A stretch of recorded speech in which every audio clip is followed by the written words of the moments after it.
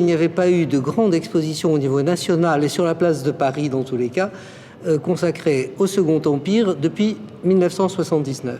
Le parti pris de cette exposition, c'est de faire un voyage à nos visiteurs, un voyage dans le temps, un voyage dans une période de l'histoire de France qui a été très courte. Le Second Empire dure à peine 18 ans, donc moins de 2 décennies.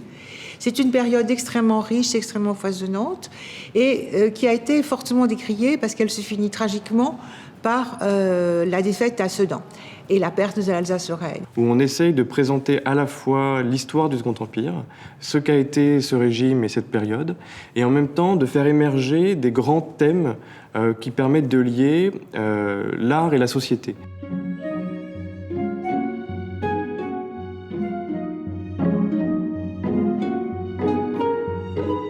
On n'a pas pu tout montrer, on n'a pas pu aborder les questions sociales, on n'a pas pu aborder la vie du monde ouvrier, on n'a pas pu aborder la révolution industrielle, les grandes avancées, le chemin de fer. Nous en avons parfaitement conscience. Donc ce qui est vraiment au cœur, je pense, de l'exposition, c'est une certaine société du Second Empire, celle qui a eu les moyens de la commande artistique.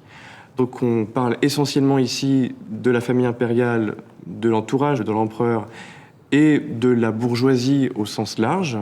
Donc c'est cette société-là qui a eu les moyens de la commande artistique sous le Second Empire, et c'est elle, finalement, qui a donné son image à cette époque. Cette exposition est aussi une exposition qui célèbre les 30 ans du musée d'Orsay et qui, en fait, resitue les collections d'Orsay précisément au départ de leur segment historique, puisque la période des collections d'Orsay, c'est 1848 à 1914, et que le Second Empire appartient, je dirais, de plein droit, en représentativité, à la période du musée d'Orsay.